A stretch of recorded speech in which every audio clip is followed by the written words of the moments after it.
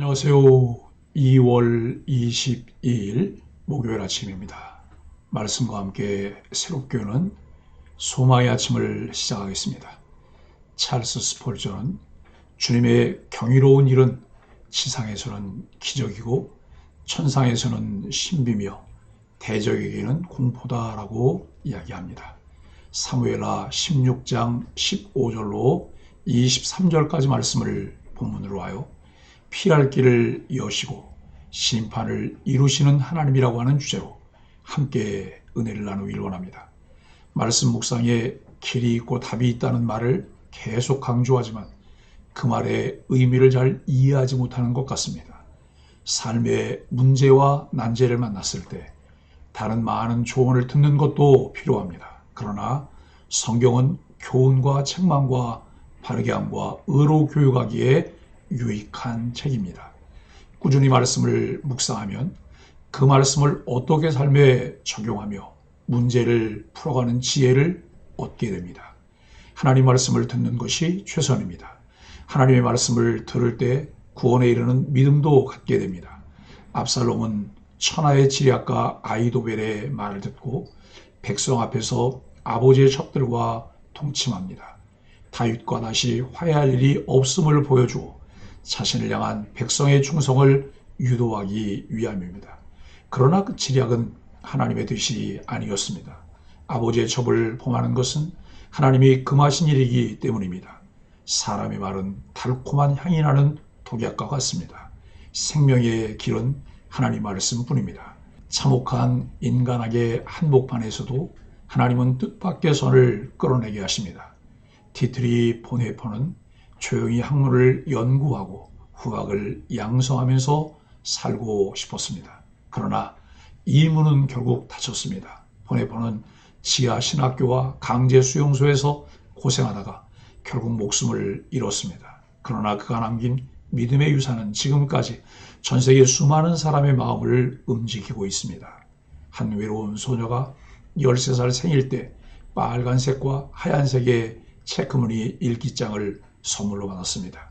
친구가 별로 없었던 소녀는 일기장을 가장 친한 친구로 삼아 아무에게도 말하지 못했던 생각과 감정을 낱낱이 털어놓았습니다. 소녀는 닫힌 문 뒤에서 살다가 2년 뒤 짧은 생을 마쳤습니다. 이 소녀가 바로 안네 프랑크로, 그녀가 쓴 안네 일기는 20세기 문학의 꽃 중 하나가 되었습니다. 우리에게 커 보이는 많은 문이 사실 하나님께는 아주 작은 문이고, 우리에게 작아 보이는 많은 문이 하나님께는 아주 큰 문입니다.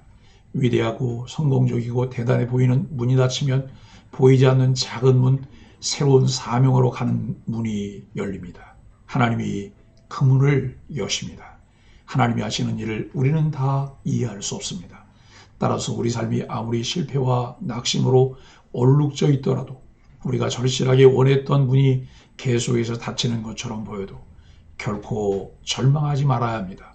하나님의 은혜는 그 속에서도 기회의 불꽃을 일으키시고 큰 변화를 이끌어내십니다.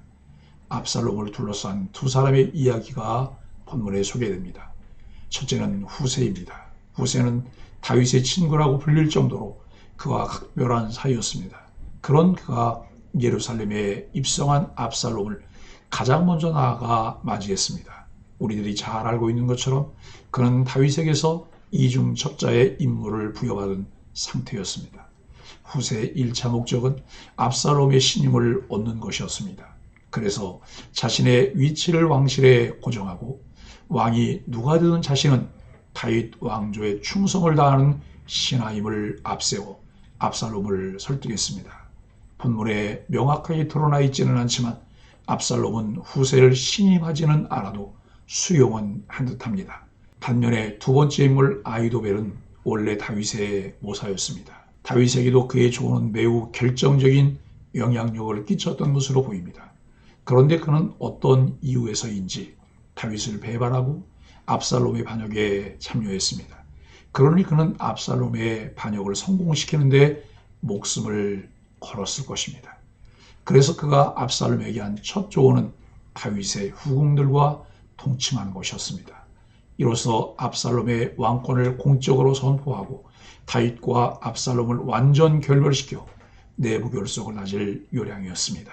자신의 안위와 목적 달성을 위해 이런 조언까지 서슴지 않는 아히도벨의 행보는 결국 비극으로 끝날 것이라는 것을 예견할 수 있게 합니다. 이어지는 본문에서 우리들은 후세와 아히도벨의 이야기를 통해 신의와 정의를 이 땅에 사는 그리스도인으로서 배워야 합니다.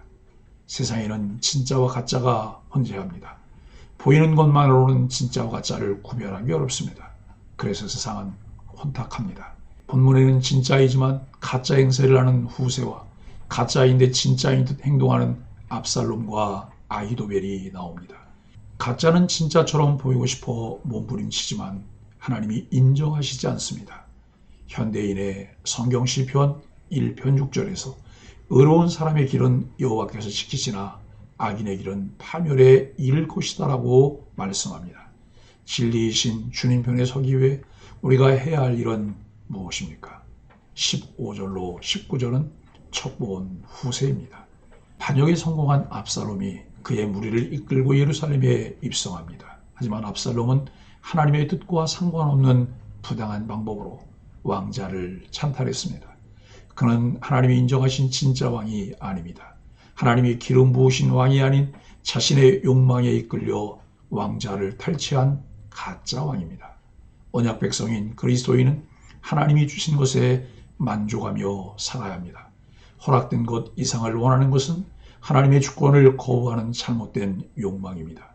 욕망에 이끌려 부정한 방법으로 얻은 것은 오래갈 수 없습니다. 후세는 예루살렘에 입성한 압살롬을 환영하며 맞이했습니다. 그리고 압살롬에게 전향한 태도를 보입니다. 그는 여호와와 이스라엘 모든 백성이 선택한 압살롬을 다윗을 섬겼듯이 섬기겠다고 다짐합니다. 후세는 호랑이를 잡기 위해 호랑이 굴에 들어간 다윗의 사람입니다. 정체가 발각될 위험을 감수하고 압살롬의 거짓 참모가 된 이유는 하나님이 인정하시는 왕인 다윗을 돕기 위해서입니다. 진리의 편에 서는 것은 때로 위험을 감수해야 하는 일입니다. 그럼에도 그리스도인은 잘 분별하여 진리의 편에 서야 합니다. 20절로 22절은 아히도벨의 패역한 계략입니다. 예루살렘 입성에 성공한 압살롬은 아히도벨에게 향후 행보에 대한 계략을 묻습니다. 아히도벨은 뛰어난 모사였습니다.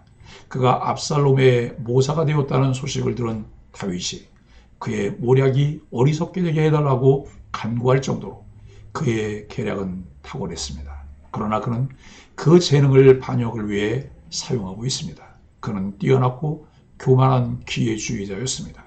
그리스도인은 하나님이 주신 재능과 은사를 하나님의 영광을 위해 교회 공동체를 세우는 데 사용해야 합니다. 아히도벨은 압살롬에게 다윗의 후궁들과 동침하라고 제안합니다. 그렇게 하면 반역에 가담한 세력이 더 굳세게 결집할 것이라는 이유였습니다.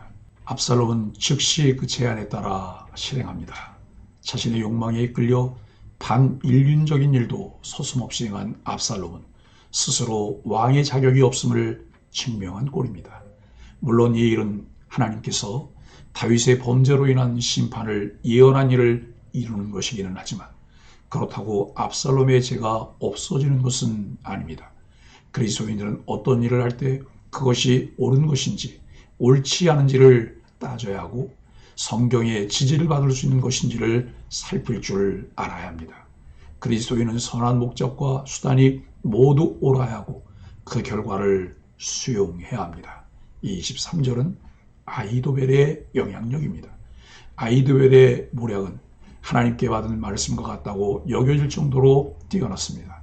그러나 하나님이 그의 모략을 어리석게 하시면 아무 소용이 없습니다. 아히도벨의 배신에 다윗이 보였던 반응은 하나님께 아히도벨의 모략을 어리석게 해달라고 기도하는 것이었습니다. 사랑하는 소망의 가족 여러분, 하나님이 막으시면 사람은 열 수 없습니다. 가장 지혜로운 선택은 하나님이 하시는 일을 깨닫고 그 일에 참여하는 자가 되는 것입니다. 노아 방주를 준비하며 노아를 통해 하나님의 심판을 외치며 전하게 하실 때는 모든 이들이 돌이켜 하나님께로 나아갈 수 있었습니다. 방주가 완성이 되고 필요한 모든 것이 승선한 후에는 노아의 의사와는 관계없이 하나님께서 그 문을 닫으셨습니다. 그러므로 우리 그리스도인들은 늘 두렵고 떨리는 마음으로 하나님을 경외하며 살아야 합니다. 하나님을 경외하는 사람이 참된 하나님의 백성입니다. 하나님의 언약 백성인 우리 그리스도인들은 거짓이 난무하는 세상에서 늘 진리 편에 서야 합니다. 무엇보다 하나님의 뜻을 분별하고 그 뜻을 기쁜 마음으로 전파하며 순응해야 합니다. 그러기 위해 때로 어려움과 위험을 감수할 수 있어야 합니다. 무엇보다 자신의 능력을 자랑하지 말고 하나님을 두려워하는 사람이 되어야 합니다. 악인이 득세하는 것 같지만 악인은 어처구니 없는 선택을 통해 심판을 자초하고 하나님의 백성들에게는 피할 길을 주시는 하나님을 신뢰하는 소망의 가족들이 되기를 예수 그리스도 이름으로 간절히 축복합니다. 함께 기도하겠습니다. 하나님, 세상의 지혜는 욕심을 부추기고 결국 멸망에 이르게 함을 깨닫습니다. 오늘도 선택의 순간마다 우리의 생각과 걸음을 멈추고 하나님의 지혜에 집중하게 하여 주옵소서. 우리의 죄로 인해 가족과 이웃, 공동체가 어려움을 당하지 않도록 하나님 말씀의 길로 행하게 하여 주옵소서. 예수님의 이름으로 간절히 기도합니다. 아멘.